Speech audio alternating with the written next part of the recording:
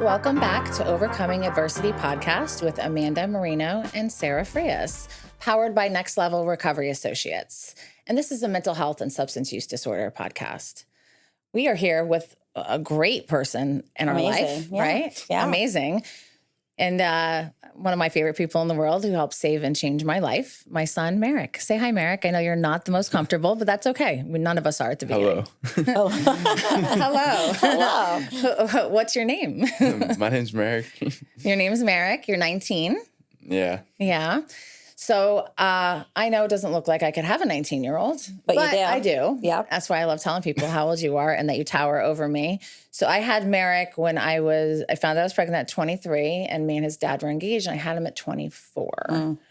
So having a kid young, really, I feel like we grew up together.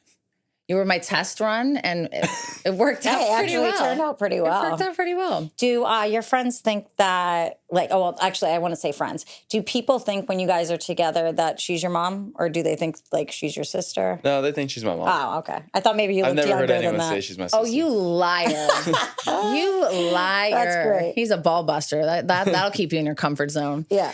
Do you want to ask Merik anything? Yeah. Absolutely. Okay, Merik. So obviously, I know that you're kind of going the route of helping people with doing the EMT school, going towards a firefighter. I know you took Patty Pike's intervention 101 course, which I did as well. It was great. Love Patty Pike. Yeah, she's great. I wanted to know, what your goals are for yourself. Are you interested in helping people? Are you looking to do interventions? Are you looking to, I know you want to go to firefighter school. What are your kind of goals right now?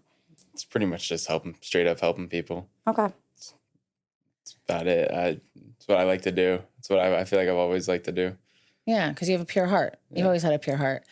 No, I remember people, just to jump into that, maybe this will segue for him too, is when you were in your last year of high school, everyone's saying to me, well, what's your son doing after school?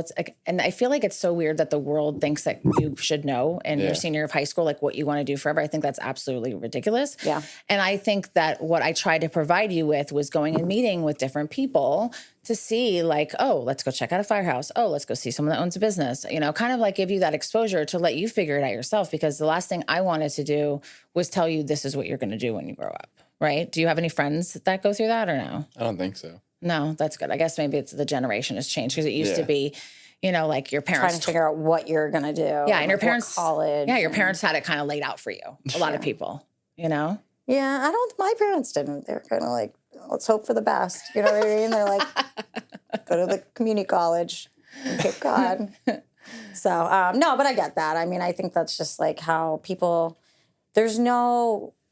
you don't have to go to college nowadays. No. It's great, right? But there's trades that are needed, and firefighter, mechanic. There's so many different aspects that you don't necessarily need to go to college for. Yeah, I mean, my experience is I was already working in behavioral health for years before I went back and got my degree, in which my son and my daughter were at my graduation, which was super cool. And I wanted it. That was a cool experience. I wanted it that way. I mean, not that I intended to drop out when I was younger. So you, Merik, you were really young when I changed my life. So you don't thankfully remember anything.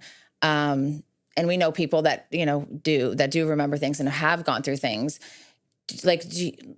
Do you realize how good you've had a childhood?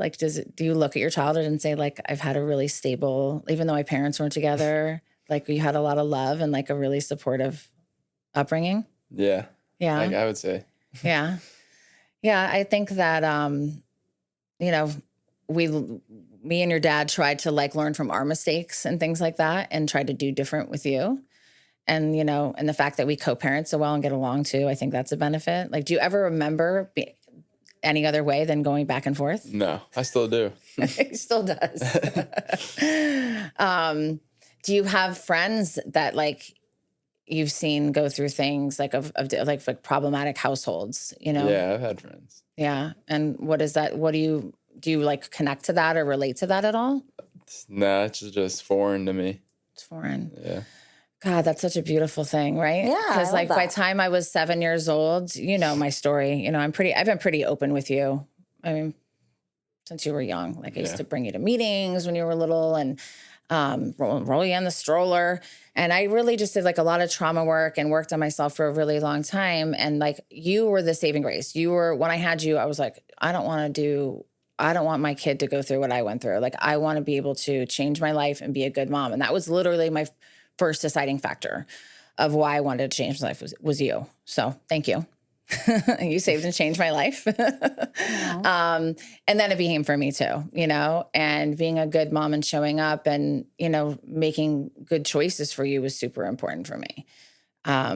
Because my mother, I don't think had that ability or capability, you know, with her mother being a certain way and then my mom being a certain way. And I felt like it was time to break the generation, right? And so like you and Scarlett, like you guys have never been around anything like I was. Like I was around domestic abuse, drug use. I was abused another way. Brittany being kidnapped in front of me, like all that stuff that I went through, and it just didn't stop, you know, which made me go down a darker path. But like you get to, you know, because of that, like, and I even asked you the other day, I was like, what's it like? I said this in the last podcast episode. What's it like to be loved by everybody, Merik? Like everybody loves Merik.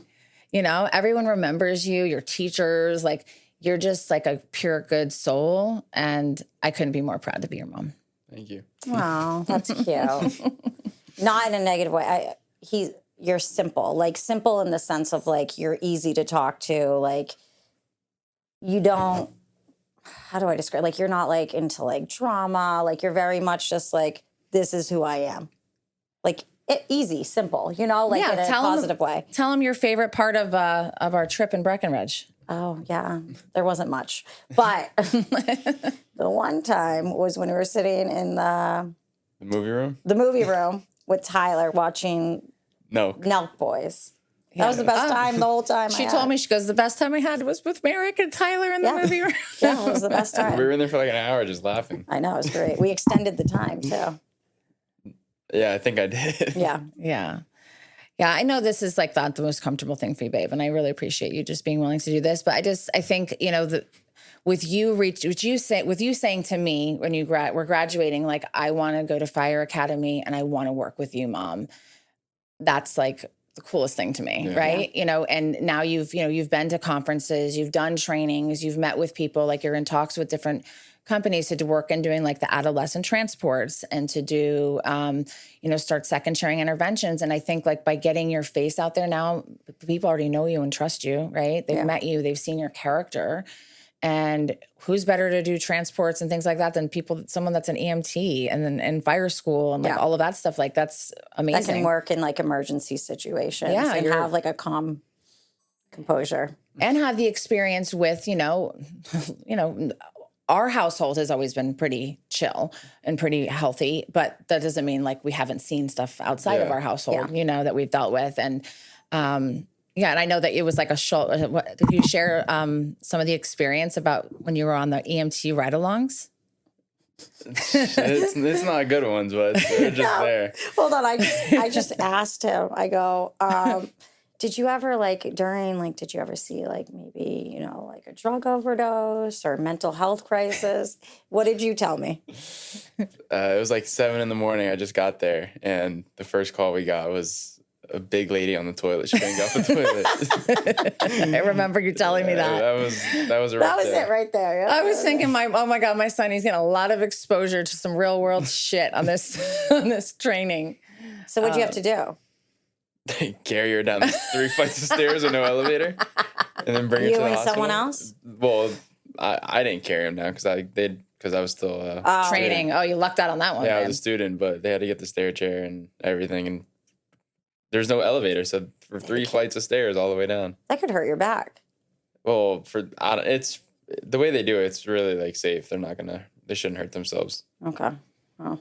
It's like a track on the back of a stairs, and they slide it down. Oh, like you're sliding it down. You said a stair chair. I'm thinking of the one like Grandma Still used to ride up. That would take forever to set that up in an emergency situation. Hold on, let me read the directions. Let me screw this in. Did you enjoy what you learned? Like, did you think you got like a lot of like? Yeah, I got a lot of experience. Yeah, it was good. Yeah, and that's just going to help you so much more. Like, what is the goal for you right now? I won't give you too many. Just one goal currently. Just Just hopefully get into fire school. Okay. No, not no. Own that will? shit. Yeah, to get into fire school. Get into fire school, crush that. Yeah. Yeah. Okay. And then, I think that it's great that you have this time in between to kind of also do some other things. Like you get to do the transports and, and things like that. So I'm excited to have my son carry on a legacy, and be part of the team, because you already are part of the team, and it's just a really cool moment for me. And I'm just really proud of you. Thank you. You're not proud of me? Of course I am. You know that. What about me? I don't know who you are. If you know my son, he's a ball buster. Yeah, exactly. All right. I won't torture you anymore, honey. I love you. All right. Do you have any more torture from Merik? No. Have you danced with him today? Yeah, it was very nice, I think. What do you think? It was all right. It was okay. He's going to always bust on your I know, balls. it's fine. All right. Well, thank you so much for tuning in to an episode of Amanda, Sarah, and Merik, my son, who is loved by the world and has a pure heart and wants to help others. And I just love that. Maybe he'll get more comfortable where he'll want to do this monthly with us. And He'll want to do podcasting with like us. Sarah, Amanda, Merik, and Sarah's podcast. Oh my God, don't make me cry. It'll be like God. Allison and Wesley on Between Us Pod. Allison and her daughter do that. Oh, cute, yeah. see? Do you want to do a podcast, baby? What do you think, Janine? All right. You can find us at nextlevelra.com and Next Level Recovery Associates. Look for the feature on Merik soon coming your way.